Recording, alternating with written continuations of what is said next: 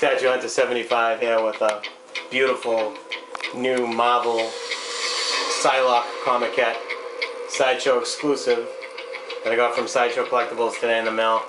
I was psyched. I've been waiting for Betsy Braddock for quite some time, and she looks beautiful. She's amazing. If you just look at the detail in her face, the detail in the eyes, it's just amazing. The shininess of the lipstick.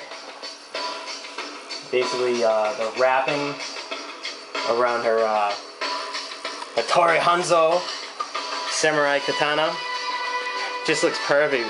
What I like about this is really cool is she's like flicking it with her thumb, like flicking it open. Like she's kind of in a museum pose, but she's also about to slice someone in half probably. The only thing about the statue, it doesn't show any of her side powers, so there's no like side blade or anything like that, but that's cool. It's a sexy statue, you don't really need that.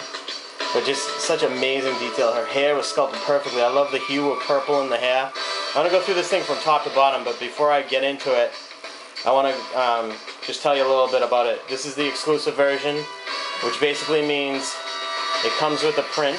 I'll show you the print right here. As you can see, there's the print, and it's actually a pretty nice print. Usually everyone's hating on the Sideshow prints, but that print actually looks really nice. If you kind of pull back and look at the statue, it's exactly like the statue. He did a great job of replicating his own art. The sculpture was based on the art of Mark Brooks. This is number 384 of 450. Mark Brooks also sculpted a few other statues for Sideshow. Probably more than I'm going to name, but I know he did the Scarlet Witch, and I believe he also did the whatchamacallit. Oh my god, I'm having a brain fart right now. The Scarlet Witch, and I think he also did the Elektra, the new Elektra Comiquette that just came out. But here's Betsy Braddock, Psylocke. Let me just put this back up. Alright, let's start from head to toe. Basically, you can see her arm is a magnet. I love how Sideshow's doing this. Basically, you can see the magnet in there. I got pretty lucky. Oh, except for that one little thing I just noticed. Other than that, the paint application on this is pretty good. A lot of people were having complaints about their paint application, kind of having problems with how the paint looked. It's got a magnet. I think it's a magnet, but it might not even be a magnet. It's not that strong because it kind of falls in. But anyway, besides that little minor imperfection, I think the paint application on the one that I got is pretty good. You can see under the armpits, it's applied pretty well, and like in the crotch area. I know I'm not being perverted, a lot of people complained about the paint application right around the crotch area on some of the statues they showed on the statue forum. And I can't remember who it was, but somebody was complaining about that on their statue.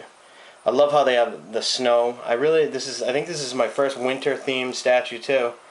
It just looks really cool with the snow and the rocks and the snow, and snow like kind of like draping over this Japanese lantern or whatever it is that she's sitting on, and then the bonsai trees with the snow on the top.